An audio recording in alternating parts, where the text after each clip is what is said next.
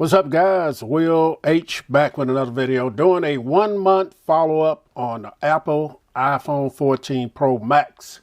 So I picked my iPhone 14 Pro Max up from AT&T. I traded in my iPhone 12. They gave me $1,000, which is going to be bill credits. And so my monthly cost on it is going to be $5 and some change per month. If I would have got the 128 gigabyte version, it would have been $1 and something. So I ended up going with AT&T because I've been with them since they've been singular, and I'm not going to change. I'm not leaving them. And I don't normally sell my iPhones. Normally when I get an unlocked phone, I get it for the purpose of selling it when I get tired of it or want to upgrade to something else. But with the iPhones and AT&T, normally what happens, my wife was using the 12. I had an issue with that with the speaker, which was covered by Apple. They replaced it. While that one was sent off, I let her use my 13 Pro.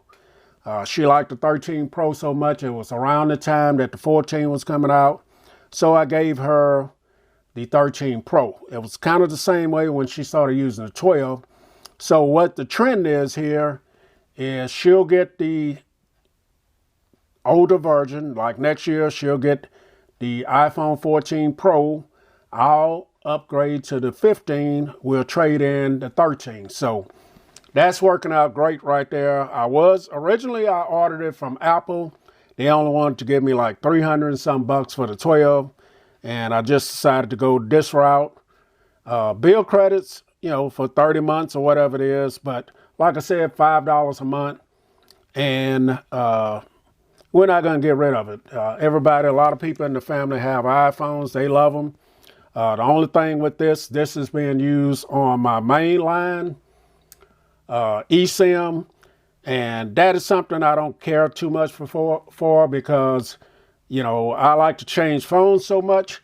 But what that forced me to do is go out and get another SIM card, which I'm using with my Google Pixel 7 Pro, and I got service with Mint Mobile. You guys see that right there. And I ended up getting that. I was on Best Buy website, Mint Mobile. They had a card for like 3 months for $30. 10 gigabytes of data and unlimited talk and text. So it seemed like a pretty good deal. So I ended up picking it up, and so far it's been great. It's not perfect, and I'll talk about that when I do my follow-up on the Google Pixel 7 Pro. But just wish that I didn't have to use my main line with the iPhone. But so far it's been okay. I just wish they didn't go to the eSIM. But that's how I ended up getting this. I got the space gray. It also comes in the silver, gold, and deep purple. I knew right off the bat that the gold or the deep purple wasn't going to be my choices. My next choice would have been the silver. It was either space black or the silver, and I ended up getting the space black. It's not as dark black as I saw it online, but it's not bad. One thing I don't like about it is the sides here. As you guys see, it's a glossy black, and it's a fingerprint magnet. So luckily, keep a case on it, but other than that, it's not bad. This is Gorilla Glass on the back and the front of it. Does look good, but I think this time around, I do like the glossy side sometimes. Stainless steel. This is stainless steel, but this black just is grimy, man. Looks good with the black going around your cameras there, and then the logo looks black as well. Going around it, you got your power button here. You're gonna have your antenna band right there. On the bottom, you got your speaker, charging port, microphone, all very nicely aligned. Then you got your mute switch, toggle switch there, volume up and down. Apple just makes a great device here. It feels very premium in the hand. I do like how flat it is on the side. I also like the flat display as well. You got your speaker up here at the front, earpiece. And just the build quality is nice on it. It's a little bit heavy, 8.7 ounces, 8.47 ounces. When I initially unboxed this, I said that it wasn't a big phone, didn't feel bad, but when you start carrying it around day to day with a case on it, it definitely becomes kind of big in the hand. And I don't have really small hands, as you guys see, but it does, when you add a case. Now, I got a case on my Google Pixel 7 Pro, and this is just about as wide as that without a case. So imagine when you put a case on it. So be mindful of that. I had the 13 Pro last year, and I always wanted the bigger display. Bigger iPhone. This is my first Pro Max. Before that, I was using the Pro, and then I would use the 12, regular 12, the 11, and so on like that. So the Pro Max is very nice, man. I do like the extra size. It's a little bit big, a little cumbersome sometimes, but overall the build and everything is nice on it. So the battery on here is a 4,323 milliamp hour battery.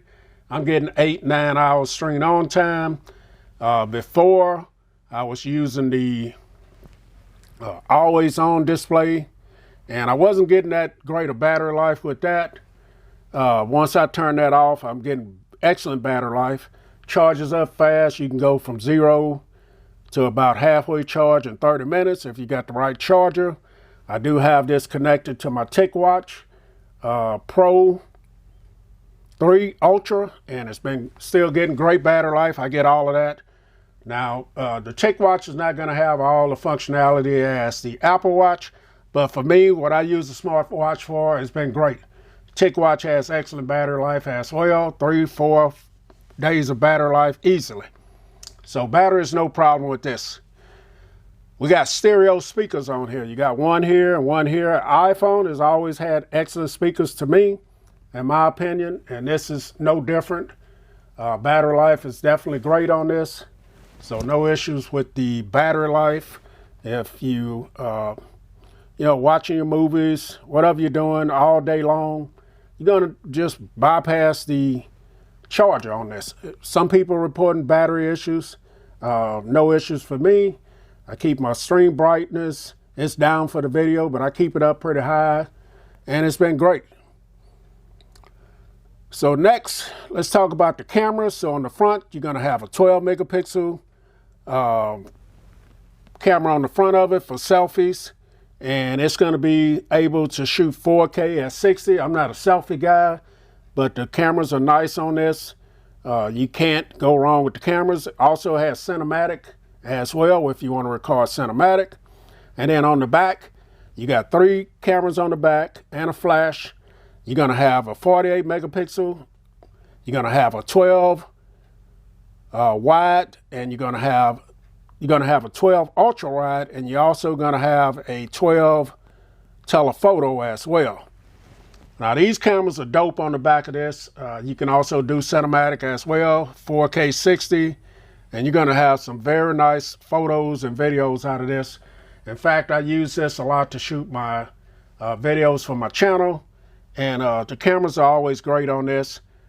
Doing some comparison between this and the Google Pixel 7 Pro on the cameras, I'm very impressed with the cameras on here. I'm not going to go into a lot of the camera. I'm not a camera expert, but for me, the cameras are great. So next, we're going to jump into talking about this display on here. So we got a 6.7-inch OLED Super Retina display. Resolution on it is 1290 by 2796. This is going to be 120 hertz refresh rate, 460 ppi, and this gets very bright up to 2000 nits. So outside in the sunlight, you're not going to have any issues seeing it. I don't care how bright it is out there. This is HDR10 as well, and you guys, the colors are going to be very vibrant. This wallpaper that I have on here now, not doing it justice, but watching videos and looking at your photos and stuff like that, this is very, very nice. Now you do see on here that big pill right there cut out, which is called a dynamic island. That's been very controversial. It's been the talk of the town. I think it's very useful, the dynamic island. You can use it for things like your phone calls. You can memorize it, your music, set timers, charging, just different ways that the dynamic island can come in play. A lot of times you can tap it, or you can long press on it to open it up completely.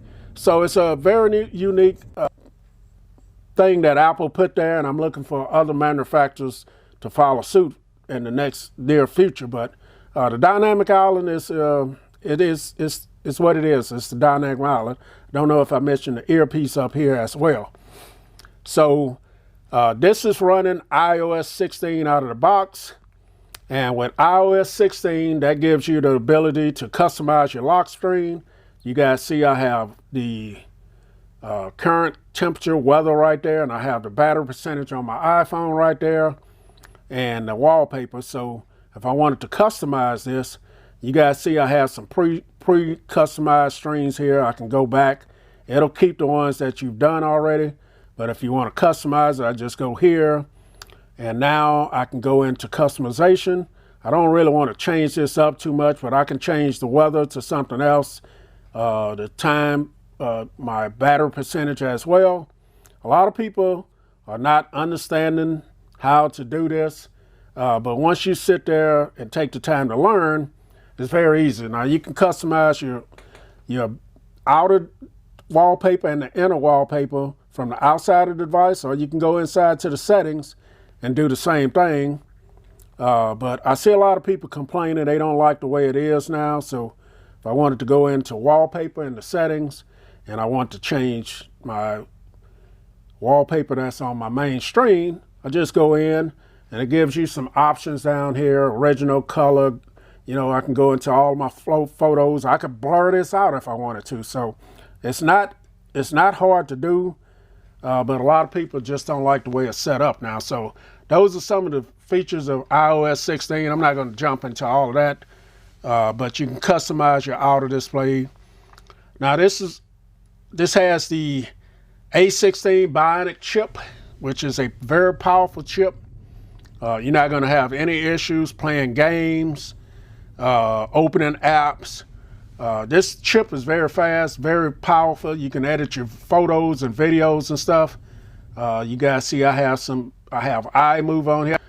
Playing your very intensive games out there, your high-end games.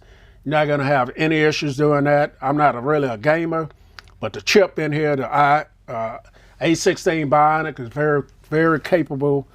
And I just think Apple should allow more usage to get a little bit better out of the chip, which some people may be fine with the way everything goes, but very fast. I don't have any heat up and it crashes. Some people are having Bluetooth issues, crashes.